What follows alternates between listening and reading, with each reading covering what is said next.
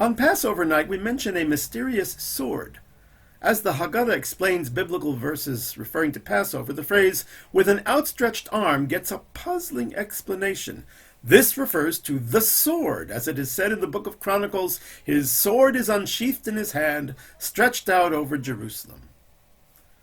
What is the sword? Where is there a sword in the Exodus story? I checked out all the 10 plagues. There's no sword there. And why bring a verse that talks about Jerusalem? Jerusalem is not in Egypt. Memphis or Thebes, maybe, but why Jerusalem? So first of all, the great Rabbi Joseph Soloveitchik taught that the Haggada of Passover is not just telling an ancient story of bygones. What happened in those days has been an ever-present reality throughout Jewish history. As we say in the Haggada, in every generation they have risen against us to destroy us, but the Holy One, blessed be He, delivers us from their hands. So that sword of Chronicles that is outstretched to protect Jerusalem is a presence in our continuing story. And just as the enemies exist today, God's protection exists today. And King David wrote this in the Psalms, quote, "For God will not abandon his people, nor will he forsake his inheritance." It's a nice idea and an eternal truth, but it still doesn't have any connection to Passover, or so it would seem. So is there another sword in Egypt that we're overlooking?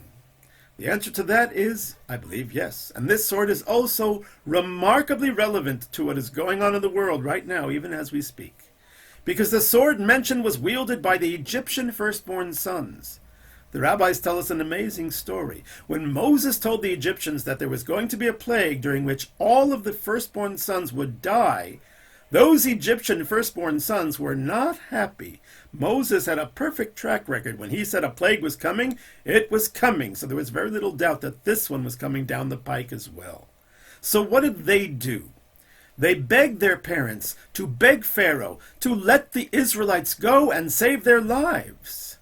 But when the parents and when Pharaoh refused, those firstborn sons took sword in hand and slew their own parents. It was a full-blown rebellion. Unfortunately, it failed because Pharaoh and his army were stronger, and the rest, as we say, is history. Contemporary history, to be specific. Think about it. A group of obstinate, evil people willing to let their country be destroyed rather than free captives being held against their will. Sound familiar? So that sword, too, was not just in Egypt. Will the people of Gaza rise up and attack their Hamas leaders who keep the children of Israel captive? We can hope, but we shouldn't hold our breath. But what we should know is that God's arm is still outstretched, and He is still watching over His firstborn, the children of Israel. May every single hostage be freed immediately, and may we have joyous tidings of salvation and comfort. A happy holiday to all.